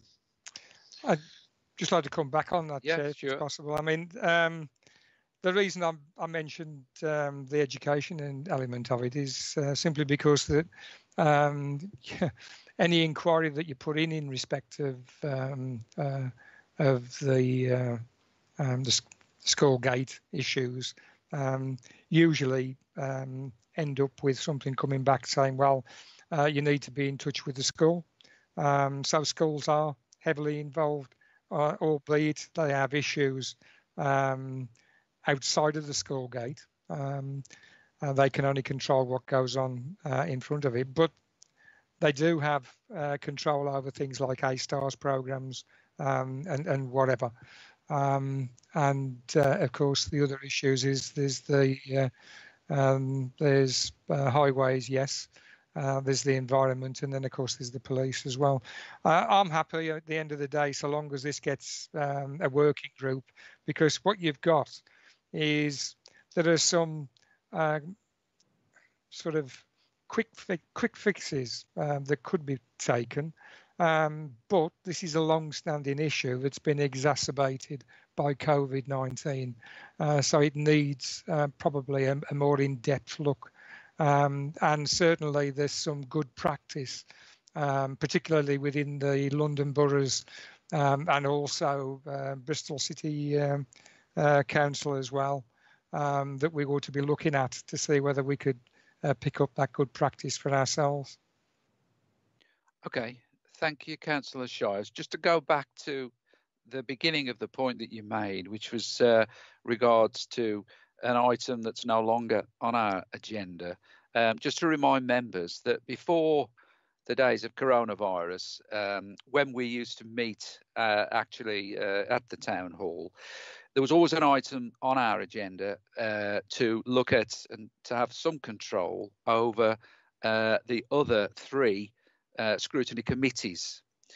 What happened when we went virtual in March and started using Teams was that in order to sort of try and organise that better, the other three scrutiny committees ceased to actually meet in their own right, but they kind of came within the meeting of this scrutiny overview committee. Their chairs attended, and we just had the one scrutiny committee, which was the scrutiny overview committee. So at that point, there was no reason to have the item, which was to sort of like look, sort of feed down and take back up from the other committees, right? Just to try and explain that. However, we're still virtual, but we've now moved to the point where those three other scrutiny committees now meet virtually in their own right.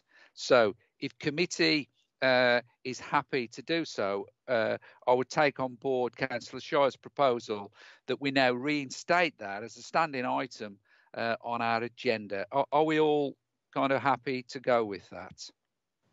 Yeah, agreed, Chair. Okay, thank you. Councillor Shires. Yeah, back. Look, I don't want to make a big thing out of this. At the end of the day, this is an important issue. The issue of getting it reinstated, fine. As long as it's reinstated, that's great. The issue around the school run, we've got both chairs on the meeting tonight. I'm happy whether it goes to economy, environment, or to the education one. Doesn't really matter, so long as there are members from both the scrutiny committees involved in the working group. So if we could have a decision, at least to introduce it perhaps at the next meeting of either of those committees, to make sure that it happens, that's all. Yeah, I'm sure that the two chairs will ensure that that happens. Okay. Wonderful. No one else wishing to speak on that then. Just one minor thing. We've obviously got the forward plans. I should have, just at the start of this item, I should have just pointed out that there is one late item that isn't on your printed plans that will go to Cabinet. I don't think it's anything particularly contentious, but it is that adult social care, are going to take a report entitled Infection Control Fund Ring-Fenced Grant 2020 Round 2. So that report will go to Cabinet, which I think is next week or the week after. And when is it? Yeah, the 28th, to Cabinet on the 28th. And that was referred to me, but it's not on your paperwork. So are we content then that we have enough items in our forward plan, especially for the December meeting? Or does anyone wish to speak to any other item? No? Okay then. And we're happy with the two forward plans, the Walsall one and the Black Country one. We don't wish to take anything else further from there. No hands up. So in which case, it's just for me to say thanks everyone for attending and to remind you that the date of the next meeting is the 1st of December. Thank you all. Good night. Thank you. Thank you, Chair.